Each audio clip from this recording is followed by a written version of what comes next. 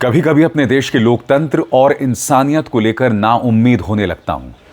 जब छात्र अपने मुद्दे सोशल मीडिया पर रखते हैं तो उन्हें एंटी नेशनल बताया जाता है। जब वो अपना दर्द सोशल मीडिया पर बांटते हैं तो उन्हें पाकिस्तानी बताया जाता है। मुद्दा है वेदांत का, और न सिर्फ वेदांत का बल्कि वेदांत की तरह कई छात्रों का। जैसे कि आप जानते हैं दोस्तों, सीबीएसई के नतीजे आ गए हैं और कई छात्रों का यह मानना है कि उन्होंने जितनी मेहनत की थी उस हिसाब से उन्हें अंक नहीं मिले। उन्होंने री इवैल्यूएशन के लिए अप्लाई किया, यानी कि आप अपने पेपर को दोबारा चेक कराते हैं। उसमें ढेरों धांधलियां सामने उभर कर आई हैं। धांधलियां तो इस तरह से हैं कि छात्रों के पेपर तक पलट गए हैं। ऐसे में वेदांत नाम का एक छात्र सामने आता है। वो अपनी बात रखता है और भाजपा का सोशल मीडिया और उससे जुड़े कुछ पत्रकार उसे पाकिस्तानी बता देते हैं। क्यों? क्योंकि उसका लोकेशन साउथ एशिया था, और चूंकि उसका लोकेशन साउथ एशिया था तो उसे पाकिस्तानी बता दिया। इन बेवकूफों को यह नहीं पता कि भारत भी साउथ एशिया में आता है। मगर जाहिर सी बात है, अगर इन्होंने पढ़ाई लिखाई की होती तो इन्हें पता होता ना। मगर आज मैं वेदांत को सलाम करना चाहता हूं। उसे गाली दी गई, उसे पाकिस्तानी बताया गया, मगर वेदांत और उसका भाई हिले नहीं। सोशल मीडिया में उन्हें अपार समर्थन मिला और फिर आखिरकार उन्हें जीत मिली। सीबीएसई ने अपनी गलती मानी, सरकार ने अपनी गलती मानी। सबसे पहले मैं आपको बतलाना चाहता हूं वेदांत ने क्या संदेश दिया है। हमें सीबीएसई से मेरी सही आंसर शीट मिल गई है। शाम को सीबीएसई अधिकारियों ने हमसे संपर्क किया और मेरी आंसर शीट भेजी। हमारे दावे सही थे और सच में आंसर शीट बदल गई थी। उन सभी लोगों का धन्यवाद जिन्होंने इस मुश्किल समय में हमारा साथ दिया। इस पूरे मामले की वजह से हमें काफी मेंटल हरासमेंट झेलना पड़ा। सिर्फ एक असली चिंता उठाने पर लोगों ने हमें एंटी नेशनल और पाकिस्तानी तक कहा, लेकिन आखिर में सच सामने आ गया।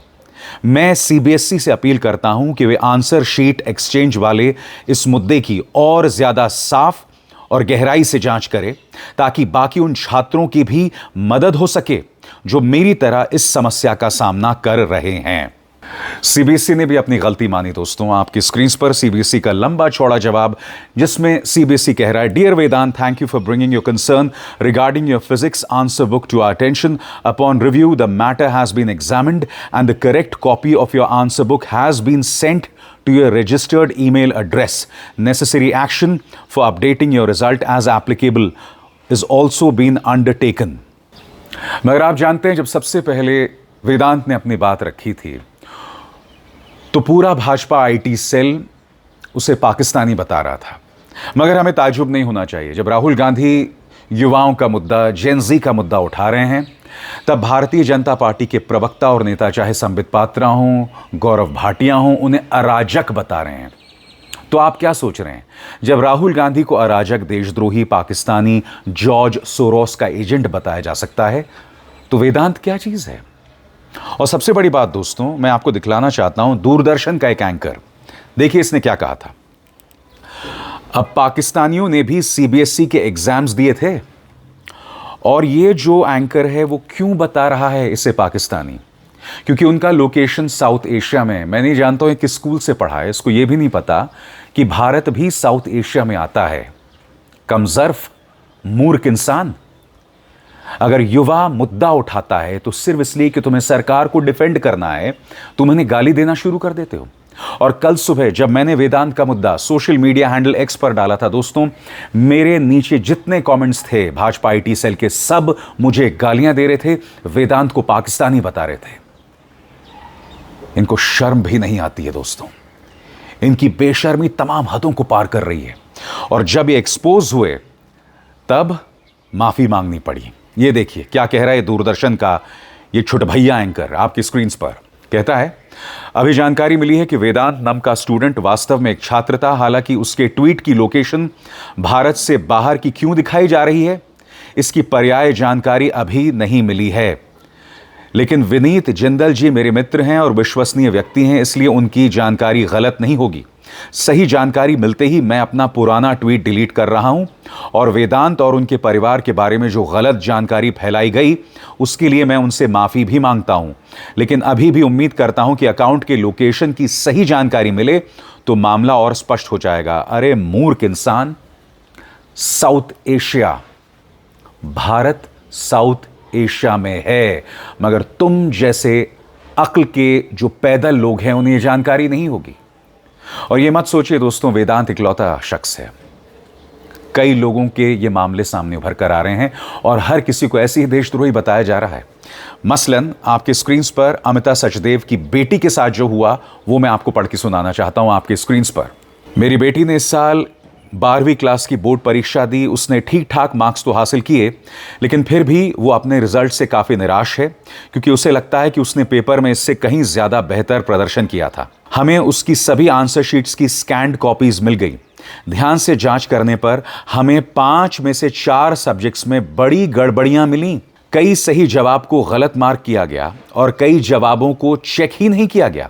हमें लगता है कि सही तरीके से री इवैल्यूएशन होने पर उसे 20 से ज्यादा अंक मिल सकते हैं। मैं पूरी तरह समझ सकती हूं कि देश भर में हजारों छात्र इसी तरह की परेशानी और निराशा से गुजर रहे हैं। भारत में बोर्ड एग्जाम्स को समाज जरूरत से ज्यादा बड़ा बना देता है। स्टूडेंट्स को लगातार मार्क्स के आधार पर परिवार और रिश्तेदारों के सामने जज किया जाता है, जैसे उनकी पूरी कीमत सिर्फ उन नतीजों से तय होती है। और सिर्फ अमिता की नहीं, बल्कि मैं आपको बतलाना चाहता हूं, क्योंकि अमिता सचदेव ने बाकायदा ये तस्वीरें पेश की हैं सबूत के आधार पर। ये 2 तस्वीरें उन्होंने पेश की। उनके जवाब में एक और ट्विटर हैंडल है या एक्स हैंडल है द अनबायस्ड, और वो यहां कह रही हैं, गौर फरमाइए, वो कहती हैं या कह रहे हैं, ma'am my 23 question are missing, 2 supplementary copies are missing, you can see in picture I have taken 2 supplementary copies, but in PDF I don't get them and their marks too are not added. यहां पर एक Twitter handle बताया जा रहा है कि उनकी supplementary copy miss है। यह हो रहा है उनके साथ। अब मैं आपको एक और मिसाल दिखाना चाहता हूं। मैं आपको यह मिसाल क्यों बता रहा हूं दोस्तों? सिर्फ इसलिए बता रहा हूं क्योंकि सिस्टम पूरी तरह से रॉटन हो गया है, रॉटन हो गया है। यही वजह है कि नीट का परीक्षा पेपर हर साल लीक होता है, मगर हमारे शिक्षा मंत्री की कोई जवाबदेही नहीं है। यह देखिए इकरा क्या कह रही है, गौर फरमाइए। I'm a CBSE class 12 student. After receiving unexpected low marks in physics, we applied for photocopies of my answer sheets through the CBSE re-evaluation process. Today we received the copies and I'm shattered because the physics answer sheet uploaded by CBSE is not mine. इकरा कह रही हैं कि मुझे physics में बहुत कम अंक मिले थे और जब हमने री-इवैल्यूएशन के लिए अप्लाई किया तो पता चला हमारी जो आंसर शीट्स थी वो मेरी थी ही नहीं, वो किसी और की थी। और अब एक जरूरी संदेश, सच के इस सफर में मेरा साथी बनिए, मेरा चैनल ज्वाइन कीजिए और इनमें से एक विकल्प, एक ऑप्शन चुनिए। शुक्रिया। यानी कि जिस आंसर शीट के आधार पर इकरा को कम नंबर दिए गए वो आंसर शीट उसकी थी ही नहीं। इकरा ने पूरा लंबा चौड़ा मामला पेश किया और ये इकलौता मामला नहीं है। अमिता अपनी बेटी के बारे में बता चुकी हैं, एक अनबायस्ड करके एक और ट्विटर हैंडल ने बताया कि किस तरह से उनकी सप्लीमेंट्री आंसर शीट्स मिसिंग हैं। वेदांत का मामला आपके सामने है और जब भी ये मामले उठाए जाते हैं उन्हें एंटी नेशनल बताया जाता है। राहुल गांधी ने वेदांत का और इस तरह के कई छात्रों का मामला कल ही उठाया था और उन्होंने क्या कहा था, गौर फरमाएं। यहां पर एक बार फिर वो प्रधानमंत्री और शिक्षा मंत्री धर्मेंद्र प्रधान पर हमला बोल रहे थे। गौर फरमाएं। राहुल ने कहा, मोदी प्रधान की जोड़ी ने एक और संस्था को धांधली का प्रतीक बना दिया। दशकों में पहली बार सीबीएसई बोर्ड परीक्षा पर इतने गंभीर सवाल उठे। 18.5 लाख बच्चों ने परीक्षा दी और एक हफ्ते से ओएसएम, गलत मार्किंग और जांच की गड़बड़ी की शिकायतें अनसुनी पड़ी हैं और शिक्षा मंत्री अपनी कुर्सी से चिपके हुए हैं। एक 17 साल का बच्चा जिसकी कॉपी गलत जांची गई, न्याय की उम्मीद में सोशल मीडिया पर आया, मगर उसे मदद नहीं, गालियां मिली। बीजेपी के आईटी सेल ने उसे एंटी नेशनल कहा, सोरोस का एजेंट कहा, डीप स्टेट का हिस्सा कहा। एक 17 साल का बच्चा अपने भविष्य के लिए आवाज उठाता है और बीजेपी उसे देशद्रोही बना देती है। सच ये है, मोदी सरकार युवाओं और जेनजी से डरती है क्योंकि वो अब सवाल पूछ रहे हैं और जो सवाल पूछे उससे ये सरकार बदनाम करती है, डराती है, कुचलती है।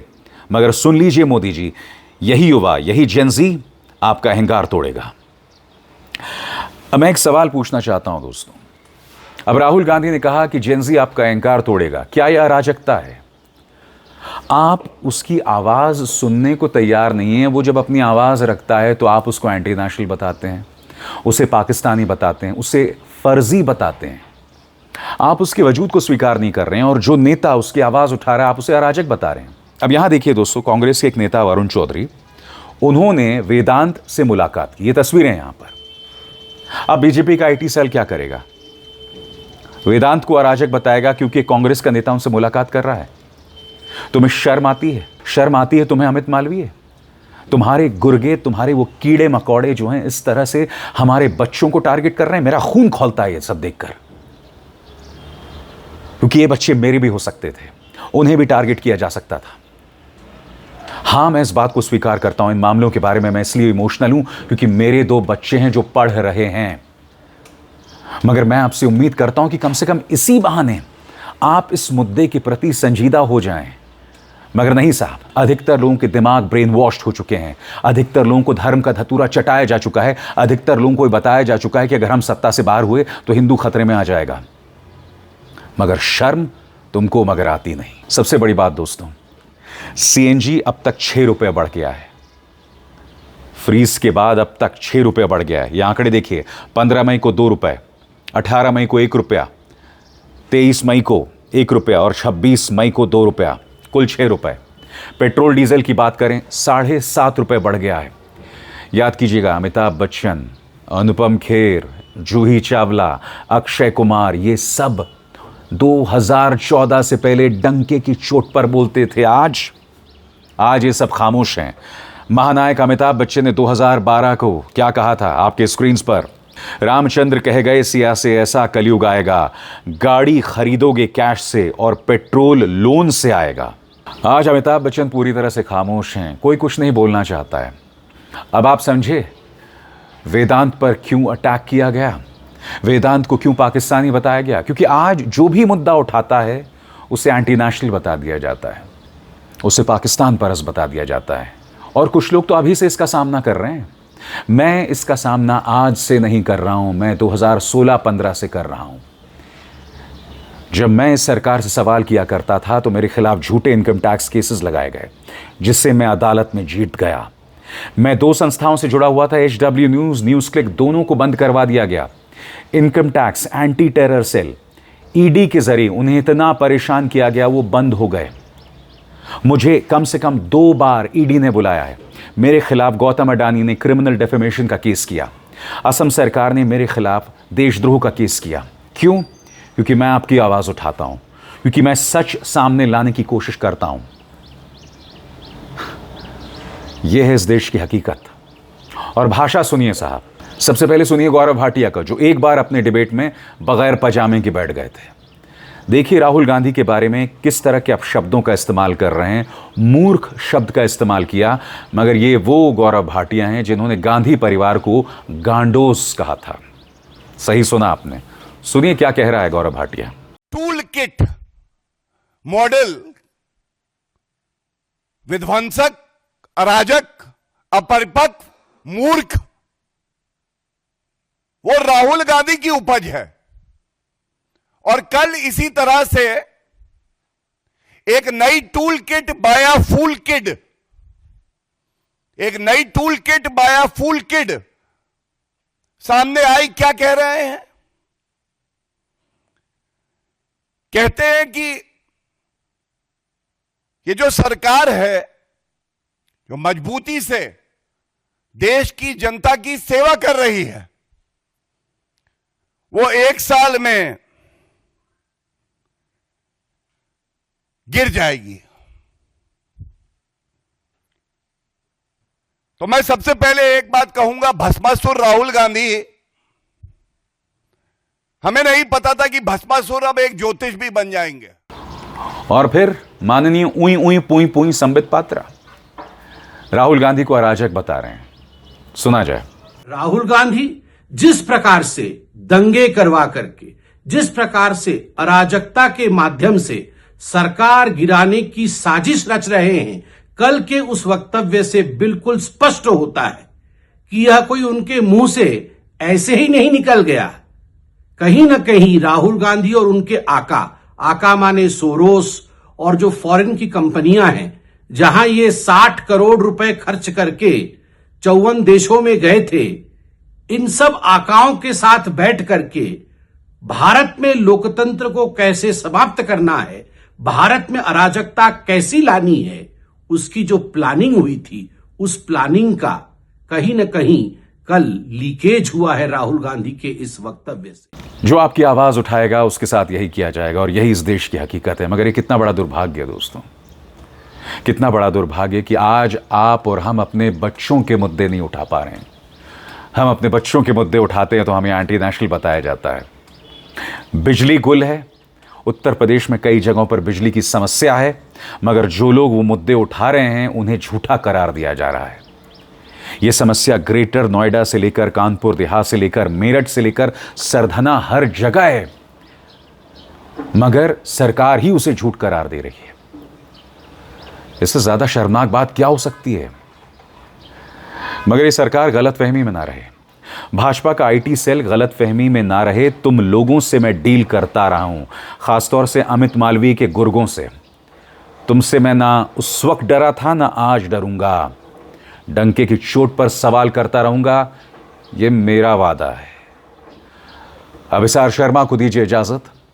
नमस्कार।